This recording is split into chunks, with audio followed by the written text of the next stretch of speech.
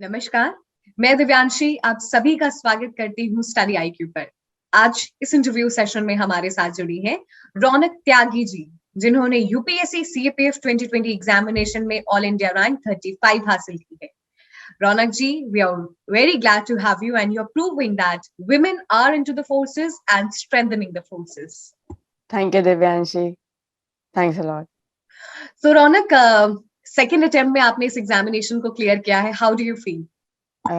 बहुत अच्छा लग रहा है बिकॉज एक मेरे पूरी फैमिली और पुलिस सर्विसेज में है, तो एक यूनिफॉर्म के लिए एक अलग से ही बहुत ज्यादा एक like it's my dream job kind of. तो बहुत अच्छा लगा और फैमिली भी बहुत खुश है और अच्छा लगता है कि इतनी मेहनत कर रहे थे, तो नाउ वी आर समवेयर। सो रौनक, थोड़ा सा अपनी जर्नी के बारे में बताएं और क्या मोटिवेशन था सीएपीएफ के लिए? यस, तो मैंने अपनी प्रिपरेशन ग्रेजुएशन के बाद स्टार्ट की थी। तो मोटिवेशन सबसे ज्यादा तो यही था कि जब मैंने यूपीएससी स्टार्ट किया था तो I want to be an IPS officer. तो एक ये था कि यूनिफॉर्म में अपने आप को देखने की इच्छा थी बचपन से ही। और फिर जब यूपीएससी देना शुरू किया तो मुझे इस एग्जाम के बारे में भी पता चला, तो मैंने फिर सीएपीएफ का एग्जाम दिया। पर फर्स्ट अटेम्प्ट में मैं अपना लाइक फिजिकल क्वालिफाई नहीं कर पाई थी। मैं लॉन्ग जंप में आउट हो गई थी और दोनों रेसेस तो कंप्लीट हो गई थी। पर इस साल फिर मैंने अपना मेन फोकस अपने फिजिकल पे डाला और मैंने अपने स्ट्रैटेजीज में काफी चेंजेस लाए और फिर मैंने इस बारी लकीली वो मेरा फिजिकल क्लियर हुआ। और तो फिर इस बार मेरे को फिर 35 रैंक मिली। रौनक, आपने अपनी जर्नी के बारे में बताया, क्या मोटिवेशन था? आपके घर पे बहुत सारे लोग पुलिस फोर्सेस में हैं, तो वहीं कहीं ना कहीं वहां से डिराइव हुआ।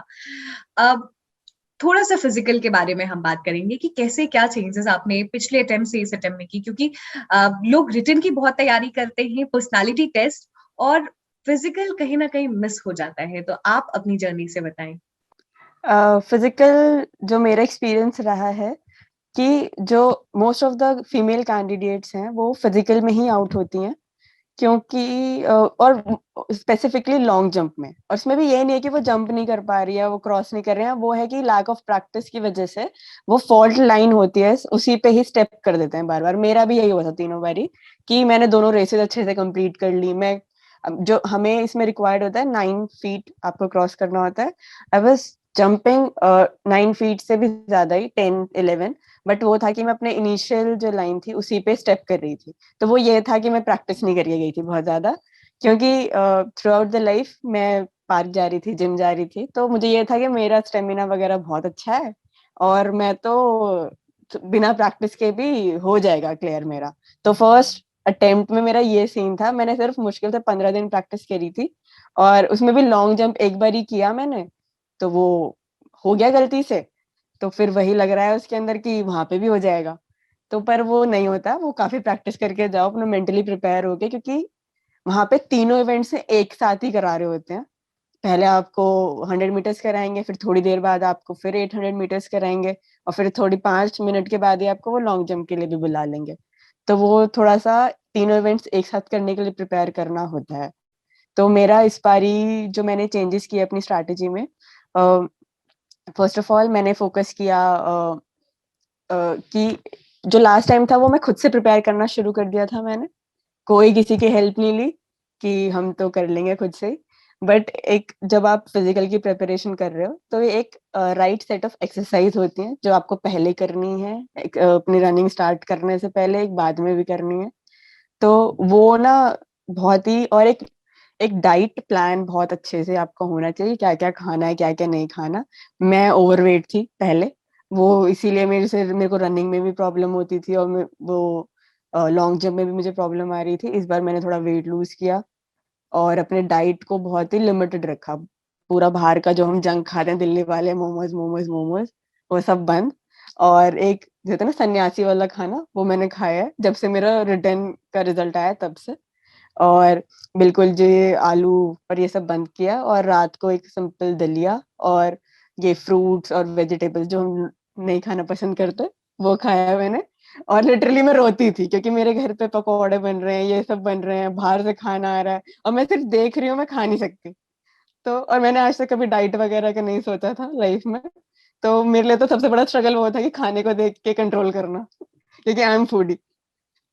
तो फिर इसके बाद और ये था कि मैंने अपने फिजिकल के टाइम पे एक कंटिन्यूटी मेंटेन करी, क्योंकि ऐसा होता है 2 दिन पार्क जाते हैं, रनिंग कर रहे हैं, फिर आपके क्या मसल्स पंप अप हो जाएंगे, बहुत पेन सा भी होता रहता है पूरी बॉडी में, फिर मन नहीं करता, मम्मी आज नहीं जा रही है, इतना थोड़ी है, कर ही लेंगे, ऐसे ऐसे करके अपने आप को रीजंस देते हैं कि नहीं जाना। बट ना, इसी टाइम पे ना आपको एक ऐसे बंदे को अपने साथ रखना पड़ेगा, प्रोफेशनल हेल्प ले लो, या तो मुझे किसी ने सजेस्ट किया था, तो मैंने थोड़ा सा, जो मेरे फ्रेंड्स हैं जो नेशनल लेवल पे खेल चुके हैं, मैंने उनकी थोड़ी हेल्प ली, और कंटिन्यूटी मेंटेन करने के लिए मैंने अपनी मम्मी को अपने पीछे लगा दिया कि मम्मी अगर मैं नहीं जाऊं तो आपकी जिम्मेदारी है मुझे भेजना। तो मेरा ये होता था कि मैं लिटरली, मम्मी बहुत पेन हो रहा है, मैं नहीं जा रही, मम्मी नहीं, चलो चलो चलो। तो आपको एक ऐसे पर्सन को एसोसिएट करना पड़ेगा अपने साथ, जो आपको ना ये है कि भेजे डेली। तो मैंने डेली में पार्क गई, और वही अपना 1-2 घंटा अच्छे से तीनों इवेंट्स एक साथ प्रिपेयर करे, अलग अलग नहीं किए। तो ये सबसे इम्पोर्टेंट है फिजिकल के लिए। यानी कि रौनक बहुत ज्यादा सेल्फ कंट्रोल, सेल्फ रेसिस्टेंट चाहिए, क्योंकि आपने जैसे बताया कि आप एक फूडी हैं और कितनी दिक्कतें आई हाँ, अपने आप को रेसिस्ट करने के लिए। बट सपना बड़ा था, एम बड़ा था, और आप उस लेवल तक, जब आप फिजिकल तक जाते हैं तो आप ऑलरेडी रिटन क्लियर करके जाते हैं, तो ऑटोमेटिकली वो हो जाता है कि आपने इतनी मुश्किल से ये दोनों स्टेज के, अब यहाँ तो मिस नहीं कर सकते। एग्जैक्टली क्योंकि क्या होता है जब हम लॉन्ग जंप कर रहे होते हैं, बिकॉज मुझे टेक्निक नहीं पता थी या फिर मैं एक्सरसाइज ढंग से नहीं करती थी, तो क्या होता था कि मेरे लॉन्ग जंप करते टाइम ऐसे झटका लग जाता था, क्या पूरे ब्लू मार्क्स मेरे लेग्स पे बन गए थे, और फिर मैं उनको देख के रोने लग जाती, मैंने कहा मेरे तो पैर खराब हो जाएंगे। और फिर उसी को ही है, लेकिन मम्मी ये कि कुछ नहीं होता, करो करो। और जब तक मेरे 9 फीट कवर नहीं होते, चाहे मैं 15 बार कूद रही हूँ, चाहे मैं 20 बार कूद रही हूँ, मेरी मम्मी मुझे घर वापस आने ही नहीं देती थी कि नहीं एक बार तो ये करके दे। बाकी सारे मना करने लग जाते थे कि इतना भी मत कराओ, बहुत एक्सटेंसिव हो जाएगा। बट मुझे लगता है मेरे साथ तो मेरी मम्मी को जिद थी कि इसको एग्जाम क्लियर कराना है। तो ये था यानी कि फिजिकल के लिए कि ये परसिवरेंस होनी चाहिए बहुत ज्यादा, चाहे खुद की ना हो तो किसी और की बोरो कर लो थोड़े दिन के लिए। मैं क्योंकि फिजिकल में मतलब मेरा ऐसे कोई, मतलब पढ़ रहे हैं, क्योंकि I have been very studious throughout my life, तो इतना मेरा फिजिकल एक्टिविटी नहीं है, बस शौक के लिए कर लिया थोड़ा बहुत। यानी कि रौनक, मुझे एक आपने ऐसे बताया ना कि आपकी माता जी ने आपके साथ बहुत ज्यादा मेहनत की है, तो हम हमेशा कहते हैं कि हर सक्सेसफुल आदमी के पीछे किसी न किसी महिला का हाथ होता है। आपके लिए मैं यही कह सकती हूँ कि आपके पीछे भी एक महिला का हाथ है, जो आपकी माता जी, और अगर माता जी साथ दे दें तो डेफिनेटली जर्नी बहुत आसान हो जाती है। और आप जैसे कहते थे पीछे लगी रहती थी आपकी mom, and she definitely made you the officer, so lot of credit goes to her. Lot of वो, क्योंकि फिर उसके बाद घर आके वो उनके बेट्स क्या रहते थे कि कर ले, क्या मैं तेरे घर जाके बहुत अच्छे से मालिश करूंगी, 1 घंटा मालिश करूंगी, तू कर, कोई बात नहीं, होने दे पेन। तो ये था कि मेरी, तो आई गोज, मैं जो भी मेरा सक्सेस है इसका सारा क्रेडिट मेरी मम्मी को ही जा रहा है, टू बी ऑनेस्ट। रौनक, आपने एक पॉइंट मेंशन किया था कि जो फीमेल कैंडिडेट्स हैं उनको कुछ ना कुछ टेक्निक्स में दिक्कत होती है, लॉन्ग जंप में स्पेसिफिकली थोड़ी दिक्कत होती है, तो कैसे ये दिक्कतों को ओवरकम करें? और स्टार्टिंग से ही आपने जैसे कहा कि आप काफी स्टूडियस थी, पढ़ाई में खाली आप पढ़ाई में ही आप, okay I am repeating it again. Raunak, आपने एक पॉइंट मेंशन किया था कि फीमेल कैंडिडेट्स को लॉन्ग जंप में थोड़ी दिक्कत होती है, तो सिंस यू हैव विटनेस्ड एक अटेम्प्ट जहां पे आपने इतनी मेहनत नहीं की थी और कहाँ कमी रह गई थी, इस बार लॉन्ग जंप के लिए, और जो आने वाली फीमेल कैंडिडेट्स हैं उनको आप क्या बताएंगी कि कहाँ कमी रह जाती है फीमेल कैंडिडेट्स? क्योंकि हमने कई बार सुना है फीमेल कैंडिडेट्स फिजिकल में बाहर हो जाती है। क्योंकि अभी जब मेरा, मैंने इस बार भी फिजिकल जब दिया था, तो आई थिंक हम वहाँ पे 30 अराउंड थी या 25 थी आई गेस। तो उसमें से हम सिर्फ 5 लड़कियों का क्लियर हुआ था, और नेक्स्ट डे भी कुछ लड़कियां आई थी, 5, 4, 5, तो उस दिन भी किसी का नहीं हुआ था। तो बहुत कम रेशो है। और जो मेजोरिटी ऑफ द गर्ल्स हैं वो 100 मीटर्स और इसमें लॉन्ग जंप में ही जाती हैं। तो लॉन्ग जंप में क्या होता है कि जैसे मेरी भी क्या होता था कि मैं फॉल्ट करती थी हमेशा। तो इस बारी मेरी स्ट्रैटेजी ये थी कि मैं जो फॉल्ट लाइन होती है उससे एक मतलब उससे काफी पीछे से ही अपना टेक ऑफ करूंगी, और इस बार ही मैंने अपने स्टेप्स भी पूरे काउंट करके रखे थे, कितना रन अप लेना है। और बस ये मेरे को मेन था जब मेरी प्रिपरेशन के टाइम पे भी, कि मैंने फॉल्ट लाइन को वो स्टेप ना करे, तो ये टारगेट रखती थी कि हमेशा उससे कम से कम आधा फुट तो पीछे से ही मेरे को टेक ऑफ करना है, क्योंकि आप आधा फुट लोगे तो फिर कितना भी आगे पीछे होगा तो आप कर लोगे क्लियर। और ये है कि अपना रनिंग के साथ साथ इस पे इक्वल फोकस रखना है, क्योंकि जनरली क्या होता है कि रेस कर रहे होते हैं ना, तो फिर उसके बाद जान नहीं बचती, तो कहते हैं कल कर लेंगे, पर वो कल नहीं आता प्रेपरे उसका लॉन्ग जंप के लिए। तो जो आगे की फीमेल कैंडिडेट्स हैं, मैं उनको यही बोलूंगी कि तीनों चीजों को ना फिर से साथ में ही प्रैक्टिस करें, और एक किसी भी चीज को अंडर एस्टिमेट ना करें। एक टाइम के लिए क्या होता है कि 100 मीटर वाली रेस हो रही है, आपका 18 से 19 सेकंड आ रहा है, कोई बात नहीं, वहां पे आप कंपटीशन में कर जाते हो रेस कंप्लीट, क्योंकि मेरे साथ भी यही होता था। फर्स्ट टाइम में मेरा जो टाइम था वो बहुत ज्यादा आता था, 100 मीटर्स का 18 सेकेंड्स रिक्वायर्ड है, मेरा 22 सेकेंड्स आता था स्टार्टिंग में। पर वो ये था कि मेरा टाइम नहीं कम हो रहा था, मैं डेली भाग रही थी, पर मेरा मुश्किल से 20 आने लग गया था लास्ट में, पूरा एक महीने के बाद मेरा 20 आने लग गया था, पर 18 तो तब भी नहीं आ रहा था। तो लेकिन मेरा फर्स्ट अटेम्प्ट में भी मेरी 100 मीटर्स क्रॉस हो गई थी, वहां पे कंपटीशन में शायद मैंने कर लिया। फिर लेकिन इस बार वाले में, क्योंकि इस बार मैं स्टार्टिंग से प्रैक्टिस कर रही थी, तो मेरा फिर मतलब 16 तक भी आने लग गया था, क्योंकि वो एक्सरसाइजेस वगैरह करके होने लगा था। तो मेन चीज ये है कि अगर रिजल्ट्स भी नहीं आ रहे ना, तो कोई टेंशन की बात नहीं है, आने लग जाएंगे। और क्योंकि मेरा ये था, फर्स्ट अटेम्प्ट में देने ही नहीं जा रही थी अपना फिजिकल, कि मम्मी मेरे से 100 मीटर ही क्रॉस नहीं हो रही तो मैं क्या पहुंचूंगी। तो ये भी नहीं करना, कई बार हो जाता है, तो जाना तो है ही देने के लिए। और हाँ, तो मैं यही बोल रही थी कि कई बारी क्या होता है कि हमारी जब हम रेस की प्रैक्टिस कर रहे होते हैं घर पे, तो टाइमिंग सही नहीं आ रही होती, बट वहां पे कई बार आ जाती है, तो छोड़ना नहीं है।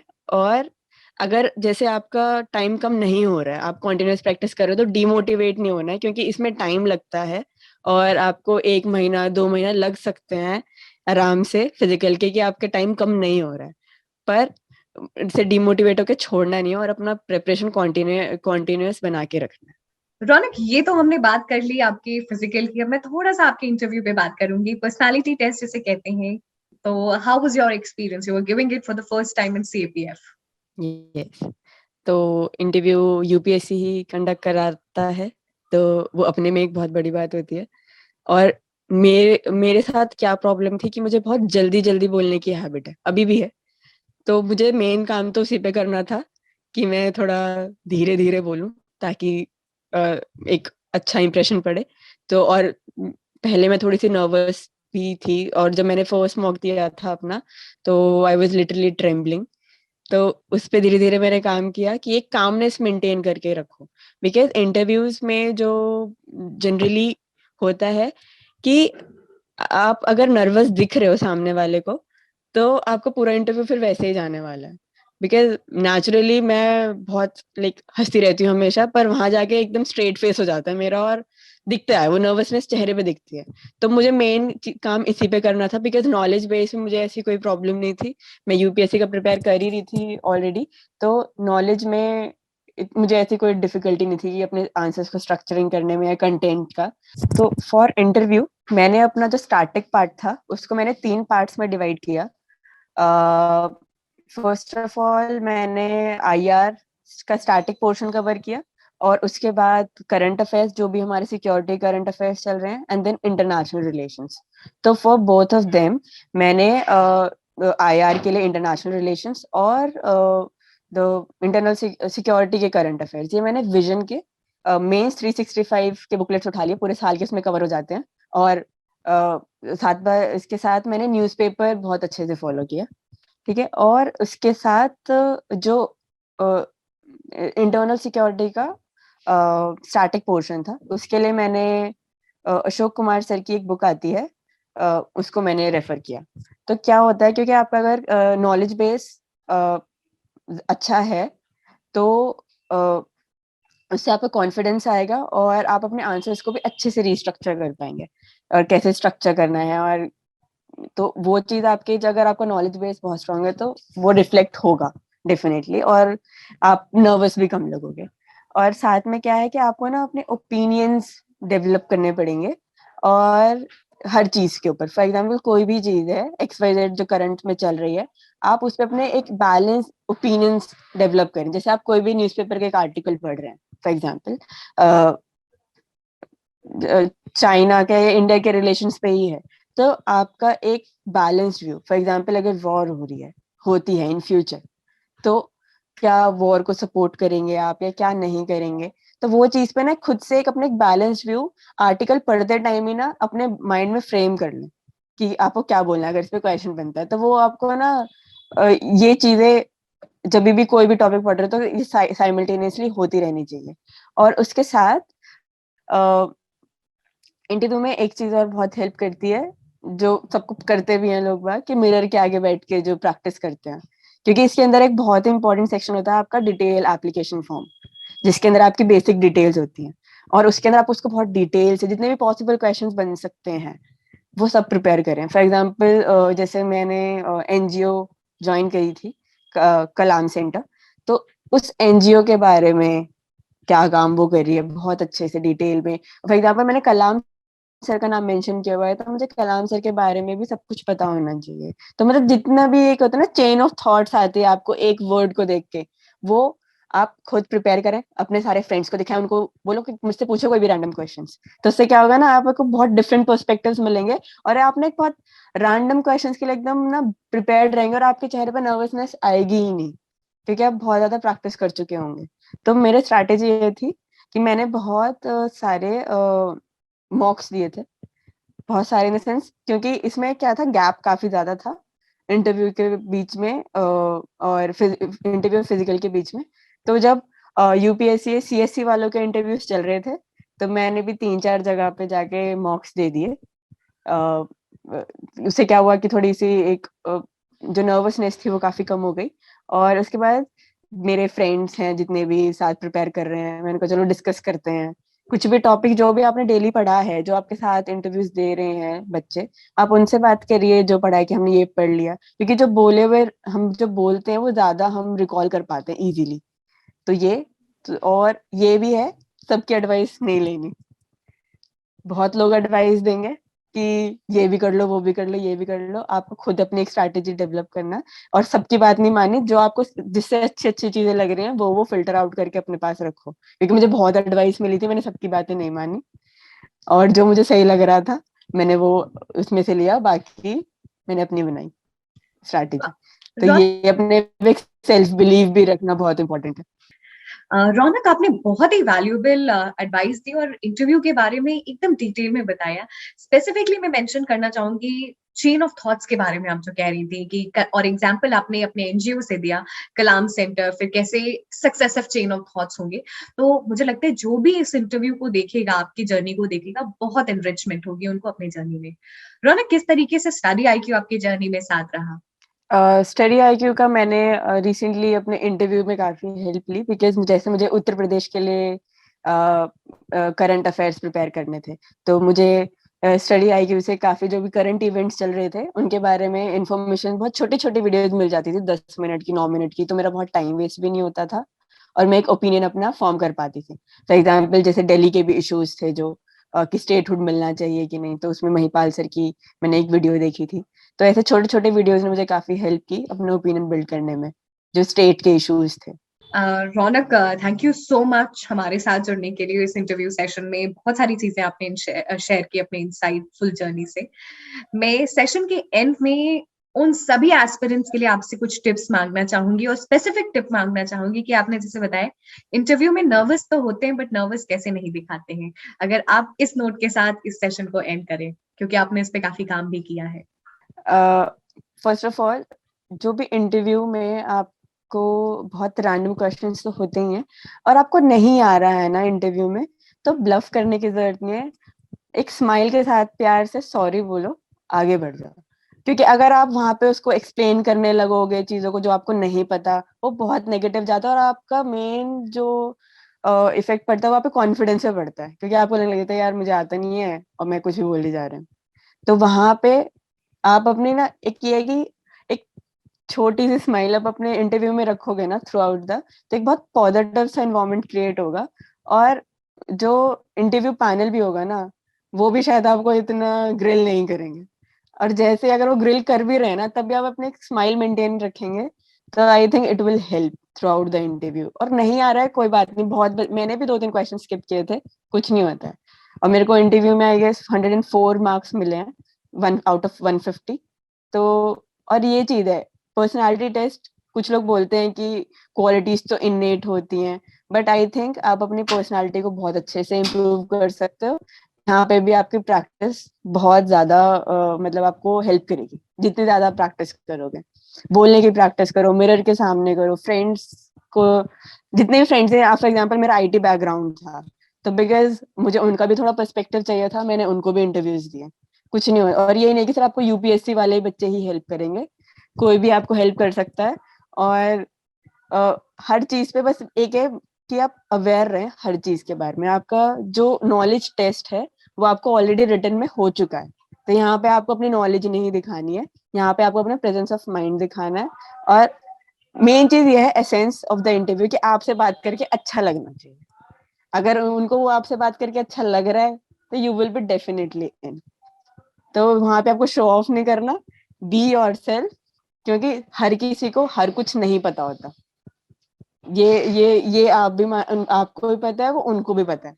तो आपको हर क्वेश्चन का आंसर नहीं करना है, बस ये रखना है कि आपका जो कॉन्वर्सेशन है वो एक कॉन्वर्सेशन होती है। और आप किसी भी पर्सन को कैसे जज करो कि इससे बात करके मुझे अच्छा लगा, तो आपसे भी बात करके वो फीलिंग आनी चाहिए, and then you will be in. तो बहुत ही मतलब मेंटली अपने आप को ऐसे बिल्कुल बर्डन नहीं लेना, एकदम काम रखना है कि एक बातचीत है, और आप उसको वैसे ही लोगे, वो भी वैसे ही लेंगे। तो I think that will be very helpful if, अगर एक काम रहते हैं पूरे इंटरव्यू में। Thank you so much, Ronak, for sharing all these insights from your journey. बहुत ही valuable advices आपने दी, right from your physical round experiences, personality test में कैसे behave करना है, nervous है but nervous कैसे नहीं दिखाना है। तो I'm sure बहुत ही enriching ये session है. And thank you so much. The entire team wishes you good health, good luck. Thank you, bye bye.